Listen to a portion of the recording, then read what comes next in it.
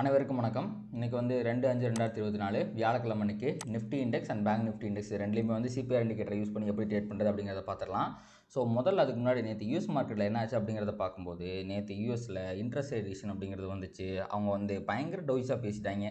இதுக்கு முன்னாடி எல்லோரும் என்ன எதிர்பார்த்தாங்க, இன்ட்ரெஸ்ட் ரேட் அதுக்கு ஒரு வேளை இன்க்ரீஸ் பண்ணிடுவாங்களோ அப்படிங்கிற மாதிரிலாம் நினச்சாங்க. ஆனால் அப்படிலாம் கிடையாது. நாங்கள் வந்து குறைக்கிற மூடில் தான் இருக்கோம். ஸோ கண்டிப்பாக வந்து நாங்கள் இது சைக்கிளை குறைக்கிற அளவுக்கு கூட வாய்ப்பு இருக்குங்கிற மாதிரி தலைவர் ஜெரம் பவுல் பேசிட்டார்.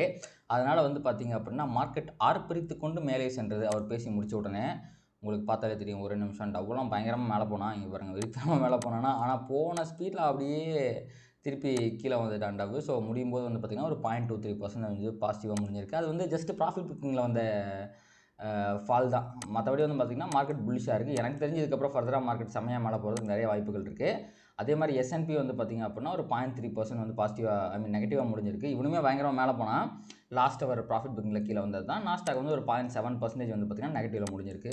ஸோ இன்றைக்கி எனக்கு தெரிஞ்ச யூஎஸ் மார்க்கெட் பயங்கரமாக மேலே போகிறதுக்கு நிறைய வாய்ப்பு இருக்குது. ஏன்னா அவர் அந்த மாதிரி லெவலுக்கு பேசியிருக்காரு. பட் ஸ்டில் மார்க்கெட் வந்து அவர் பேசிகிட்டு இருக்கும்போது பயங்கரமாக போச்சு. ஒரு டபுளாக வந்து 1.5% அப்படி இருந்தால் கடைசியில் வந்து செம்மையாக கீழே விழுந்துருச்சு 3 மார்க்கெட்டுமே.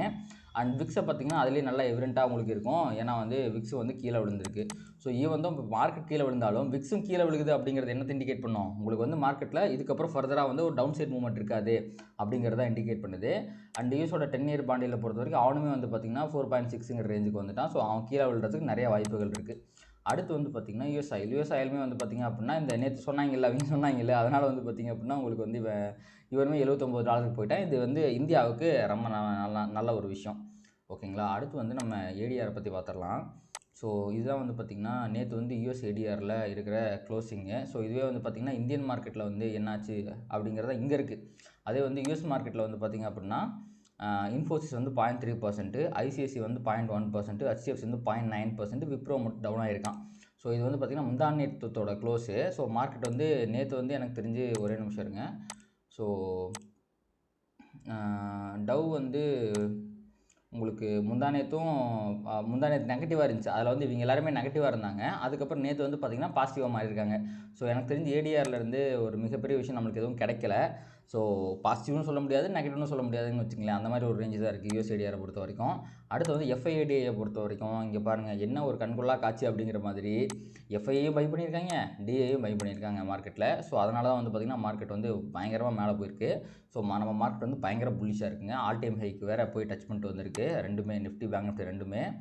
அண்ட் இப்போ வந்து பார்த்திங்கன்னா வேர்ல்டு மார்க்கெட் ஃபியூச்சர் வந்து டவ் பாசிட்டிவாக இருக்கான், S&P பாசிட்டிவாக இருக்கான், நாஸ்டாக் பாசிட்டிவாக இருக்கான், டாக்ஸ் பாசிட்டிவாக இருக்கான், ஃப்ரான்ஸ் மட்டும் வந்து பார்த்திங்கன்னா நெகட்டிவாக இருக்கான். அண்ட் இது ஏதாவது லோக்கல் பிரச்சனையாக இருக்கும். அண்டு யூகே வந்து பார்த்திங்கன்னா பாசிட்டிவாக இருக்கான், நிக்கி வந்து பாசிட்டிவாக இருக்கான். இப்போ இவனுக்கு வந்து இன்ட்ரெஸ்ட் ரேட் டிசிஷன் வரப்போகுது, ஜப்பானுக்கு இன்ட்ரெஸ்ட் ரேட் டிசிஷன் சொல்ல போகிறாங்க இன்றைக்கி காலையில். ஸோ அதை பொறுத்து இவன் வந்து ஏதாவது ஒரு வாலட்டிலிட்டி காமிக்கிறதுக்கு வாய்ப்பு இருக்குது. தைவானுமே வந்து பார்த்திங்கன்னா லைட்டாக நெகட்டிவாக இருக்கிறான். ஸோ இப்போ வேர்ல்டு மார்க்கெட் எல்லாமே பயங்கர பாசிட்டிவாக தான் இருக்குது. அண்ட் ஒரு நல்ல பாசிட்டிவ் மொமெண்டம்லையும் இருக்குது. அதே மாதிரி வந்து பார்த்திங்கன்னா நம்மளுடைய பேர் என்ன கிஃப்ட் நிஃப்டியுமே வந்து பார்த்திங்க அப்படின்னா 718 719ங்கிற மாதிரி ஒரு ஃப்ளாட் ஓப்பனிங் தான் காட்டுறாங்க இப்போதைக்கு. ஓகேங்களா. ஸோ இப்பொழுது நாம் வந்து நிஃப்டியை வந்து ஃப்ளாட் ஓப்பனிங்கில் என்ன ஆகும் அப்படிங்கிறத பார்க்குறதுக்கு முன்னாடி கடந்த செவ்வாய்க்கிழமைக்கு வந்து பார்த்திங்க அப்படின்னா மார்க்கெட் வந்து நல்லா ஒரு ஆல் டைம் ஹைக் பக்கமாக போயிட்டு அப்படியே ஒரு நல்ல ரிவர்ஸில் போட்டு சிபிஆர் கிட்ட வந்துட்டான். இவன் சிபிஆர் பக்கத்தில் தான் வந்திருக்கிறான், S1 கீழே வரல. ஸோ மார்க்கெட் இன்னுமே வந்து பாசிட்டிவாக தான் இருக்குது. அண்ட் இப்போதைக்கு வந்து பார்த்திங்கன்னா ப்ளஸும் இல்லாமல் மைனஸும் இல்லாமல் அதே 600 ரேஞ்சில் வந்து பார்த்திங்கன்னா அவன் வந்து ஃப்ளாட் ஓப்பனிங் தான் காட்டுறான்.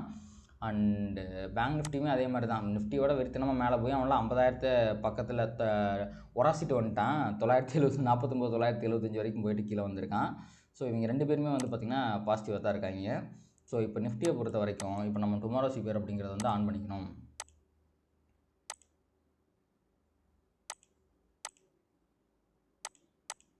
இந்த டுமாரோ சிபிஆரில் வந்து பார்த்திங்கன்னா கிட்டத்தட்ட வந்து ஒரு ஒயிட் சிபிஆர் மாதிரி தான் வந்திருக்கு. ரெண்டாவது விஷயம் என்ன அப்படின்னா உங்களுக்கு இது ஒரு அசெண்டிங் சிபிஆராக வந்திருக்கு. பட் டிஸ்டன்ஸ் வந்து ரொம்ப கம்மியாக இருக்குது. ஸோ இன்றைக்கி வந்து பார்த்திங்கன்னா மார்க்கெட் வந்து இந்த R1க்கு மேலே போகிறது அப்படிங்கிறது வந்து எனக்கு தெரிஞ்ச ரொம்பவே கஷ்டமான ஒரு விஷயம் தான். ஸோ மார்க்கெட்டில் இன்றைக்கி ஒரு கன்சாலிடேஷன் அப்படிங்கிறது இருக்கிறதுக்கு நிறைய வாய்ப்பு இருக்குது. ஏன்னா இந்த ப்ராஃபிட் புக்கிங் வராமல் இருந்துச்சுன்னா கண்டிப்பாக மார்க்கெட் புல்லிஷாக இருக்குது, மேலேயே போயிடும் நான் சொல்லிடுவேன். இந்த ப்ராஃபிட் புக்கிங் மட்டும்தான் வந்து பார்த்திங்கன்னா இப்போதைக்கு எனக்கு வந்து ஒரு ஒரியிங் சைனாக இருக்குது. ஸோ மார்க்கெட் வந்து சிபிஆரை தாண்டிச்சு அப்படின்னா கண்டிப்பாக R1 வரைக்கும் போகிறதுக்கு வாய்ப்பு இருக்குது. பட் R1ல் கண்டிப்பாக ஒரு ரிவர்சல் அப்படிங்கிறது இருக்கிறதுக்கு வாய்ப்பு இருக்குது. ஏன்னா இந்த இடத்துல ஒரு கன்சாலிடேஷன் ஜோனும் இருக்குது. இந்த இடம் இருக்குது பார்த்தீங்களா, இந்த உங்களுக்கு நான் இந்த ரெக்டாங்கில் போட்டு காட்டுறேன். இந்த இடம் ஒரு கன்சாலிடேஷன் ஜோனாக இருக்குது. ஸோ இந்த இடத்த தாண்டுறது அப்படிங்கிறது ரொம்ப கஷ்டமான ஒரு விஷயம். அதனால் மார்க்கெட் கண்டிப்பாக இந்த R1 கிட்டேயோ சிபிஆர் கிட்டேயோ வந்து ஒரு ரெசிஸ்டன்ஸ் எடுக்கிறதுக்கு நிறைய வாய்ப்புகள் இருக்குது. ஸோ இப்போதைக்கு வந்து பார்த்திங்கன்னா ஃப்ளாட் ஓப்பனிங் தான் காட்டுறான். அப்போ ஃப்ளாட் ஓப்பனிங்னா எங்கே ஓப்பன் ஆகும்? 604 கிட்ட ஓப்பன் ஆகும். 604னா உங்களுக்கு சிபிஆர் கிட்ட தான் இருக்குது. ஸோ இந்த சிபிஆரை தாண்டுற வரைக்கும் இவனை நம்ம நம்பக்கூடாது. ஏன்னா ரிவர்சல் வர்றதுக்கு நிறைய வாய்ப்புகள் இருக்குது. Because of the size of the CPR இது கொஞ்சம் பெருசாக இருக்குது பார்த்தீங்களா, அதனால் ரிவர்சல் வரக்கு வாய்ப்பு இருக்குது. ஸோ நிஃப்டியில் வந்து சிபிஆர் ரிவர்சல் அப்படிங்கிறது ஒரு ஹை ப்ராபபிள் ட்ரேடிங் ஆப்பர்ச்சுனிட்டி தான். ப்ரைஸ் வந்து ப்ரீவியஸ் டேலோ S1 வரைக்குமே போகிறதுக்கு வாய்ப்பு இருக்குது. அப்படி இல்லைனா R1 ரிவர்சலுமே நீங்கள் ட்ரை பண்ணலாம். அதுவுமே ஹை ப்ராபபிள் ட்ரேட் தான். ஆனால் இன்றைக்கி வந்து ரிவர்சல் ட்ரேடை மட்டுமே எடுங்க. ட்ரெண்டிங் டேவே எடுக்காதீங்க. அதாவது டே ஹையோ டே லோவோ பிரேக் ஆகுது அப்படின்னா கண்டிப்பாக அது பிரேக் ஆனதுக்கப்புறமா வந்து ஒரு ரிவர்சல் வரக்கு தான் வாய்ப்பு இருக்கே ஒழிய உங்களுக்கு வந்து மார்க்கெட் ட்ரெண்ட் ஆகிறதுக்கான வாய்ப்புகள் இல்லை. So R1 reversal, S1 reversal, CPR reversal இது 3 தான் வந்து பார்த்திங்கன்னா நிஃப்டியை பொறுத்த வரைக்கும் ஹை ப்ராபபிள் ட்ரேடு. அப்படியே நீங்கள் பேங்க் நிஃப்டி பக்கம் போனீங்க அப்படின்னா பேங்க் நிஃப்டியுமே வந்து பார்த்திங்கன்னா இங்கே இருக்குங்க கொஞ்சம் நிறையா இருக்குது. இதெல்லாம் நான் வந்து ஹைட் பண்ணி விட்றேன். இங்கே இருக்குது பார்த்திங்கன்னா இது வந்து மந்த்லியோட S2 இவனுமே பயங்கர புல்லிஷாக தான் இருக்கான். ஸோ இந்த க்ரீன் லைன் மட்டும் பார்த்துக்குங்க. இந்த இதோட கன்சாலிடேஷன் பக்கத்தில் வந்து பார்த்திங்கன்னா மந்த்லியோட S2 அப்படிங்கிறது இருக்குது. ஓகேங்களா. ஸோ இதான் வந்து பார்த்திங்கன்னா இன்றைக்கி ஃபார்மாக போகிற சிபிஆர். நிஃப்டியை காட்டிலும் பேங்க் நிஃப்டி அப்படிங்கிறது கொஞ்சம் இந்த சிபிஆரோட சைஸ் வந்து பார்த்திங்கன்னா கொஞ்சம் சின்னதாக இருக்குது. ஸோ இவனுமே வந்து பயங்கர பாசிட்டிவாக தான் இருக்கான். ஸோ 396 அப்படிங்கிற ரேஞ்சில் வந்து அவன் வந்து ஓப்பன் ஆகிறான் அப்படின்னா இவனுமே சிபிஆர் கிட்ட தான் ஓப்பன் ஆகிறான். ஸோ இவன் வந்து பார்த்திங்கன்னா R1 அண்ட் ப்ரீவியஸ் டே ஹையை தாண்டும் போது இவன் ட்ரெண்ட் ஆகிறதுக்கு வாய்ப்பு இருக்குது. ஸோ நான் நிஃப்டியில் தான் ரிவர்சல் ட்ரேட் சொன்னேன். பேங்க் நிஃப்டியில் மேபி ஒரு பாசிட்டிவ் ட்ரேட் வரதுக்கு வாய்ப்பு இருக்குது. ஆல் டைம் ஹையை தாண்டி டெசிவாக க்ளோஸ் வச்சிட்டான் அப்படின்னா கண்டிப்பாக உங்களுக்கு ஒரு பாசிட்டிவ் ட்ரேட் வரதுக்கு வாய்ப்பு இருக்குது. அப்படி இல்லை அப்படின்னாலுமே இவனுமே வந்து R1 ரிவர்ஸ் ஆகிறதுக்கான சான்ஸ் இருக்குது. ஏன் சிபிஆர்லேயே ரிவர்ஸ் ஆகிறதுக்கான சான்ஸும் இருக்குது. So CPR reversal, R1 reversal, R1 trending, S1 reversal இது 4மே வந்து பார்த்திங்கன்னா பேங்க் நிஃப்டியில் ஒரு ஹை ப்ராபபிள் ட்ரேடிங் ஆப்பர்ச்சுனிட்டியாக இருக்கும். ஸோ ப்ரைஸ் ஆக்ஷனை பொறுத்து நீங்கள் என்ன பண்ணலாம் அப்படிங்கிறத முடிவு பண்ணிக்கலாம். அண்ட் பொசிஷனலாக வந்து பார்த்திங்க அப்படின்னா மார்க்கெட்டில் என்ன ஆயிருக்கு அப்படின்னா ஒரு ஆல் டைம் ஹை அப்படிங்கிறத தொட்டுட்டு பேங்க் நிஃப்டி ஒரு ஷூட்டிங் ஸ்டார் மாதிரியான கேண்டிலை போட்டிருக்கான். ஸோ இவ்வளோ பெரிய கேண்டிலுக்கு அப்புறம் இது ஒரு ப்ராஃபிட் புக்கிங் கேண்டில் நம்ம வந்து இப்போ ஒத்துக்க வேண்டியது தான். ஸோ இந்த ஆல் டைம் ஹையை தாண்டும் போது கண்டிப்பாக ஒரு பாசிட்டிவிட்டியை க்ரியேட் பண்ணி இன்னும் ஃபர்தராக நல்லா மேலே போகிறதுக்கு ஏகப்பட்ட வாய்ப்புகள் இருக்குது. அண்ட் இப்போதைக்கு வந்து பார்த்திங்க அப்படின்னா இவன் இந்த ட்ரெண்ட் லைனோட இதுலேயும் இருக்கான். ஆல்ரெடி நம்ம போட்டு வச்சுருக்கோம். அதோட ரெசிஸ்டன்ஸ்லேயும் இருக்கான். ஸோ இந்த ரெசிஸ்டன்ஸை தாண்டி மேலே போகும்போதுமே மார்க்கெட் வந்து பாசிட்டிவாக இருக்கிறதுக்கு வாய்ப்பு இருக்குது. அண்ட் இவன் ரெசிஸ்டன்ஸில் இருக்கிறதுனால மேபி ஒரு ரிவர்சல் கூட பாசிபிள்னு சொல்லலாம். ஆனால் இந்த கேண்டில் இருக்குது பார்த்திங்களா, அந்த கேண்டில் வந்து நான் ரிவர்சல்லாம் ஆக மாட்டேன் அப்படிங்கிற மாதிரி சொல்கிறான். அண்ட் நான் ஹிஸ்டாரிக்கலாக வந்து பார்த்திங்கன்னா ஆல் டைம் ஹையிலிருந்து இந்த மாதிரி ப்ராஃபிட் புக்கிங் பண்ணி வந்து கீழே வரும்போது ஃபர்தராக அடுத்த நாளே ஒரு பெரிய அப்சைட் மூவ்மெண்ட்லாம் பார்த்ததில்லை. ஸோ நான் இன்றைக்கி தேதியை பொறுத்த வரைக்கும் வந்து பார்த்திங்கன்னா நான் வந்து ஒரு கன்சாலிடேஷன் மைண்ட் செட்டில் தான் இருக்கேன். ஸோ என்ன நடக்குது அப்படிங்கிறத பார்த்துடலாம். அண்டு நிஃப்டியை பொறுத்த வரைக்கும் சேம் அதே கான்செப்ட் தான். பொசிஷனெல்லாம் நீங்கள் பார்க்கும்போது ஸோ இவனுமே வந்து பார்த்திங்கன்னா கரெக்டாக ஆல் டைம் ஹை டச் பண்ணிட்டு தான் ரிவர்சல் வந்திருக்கான். ஸோ கிட்டத்தட்ட இது ஒரு டபுள் டாப் மாதிரி இருக்குது இப்போதைக்கு. சப்போஸ் இன்றைக்கி கேண்டில் வந்து நிஃப்டி ரெட் அப்படிங்கிறது வந்துச்சுன்னா இந்த ஆல் டைம் ஹை தாண்டது அப்படிங்கிறது கொஞ்சம் கஷ்டமான விஷயமாக தான் மாறப்போகுது.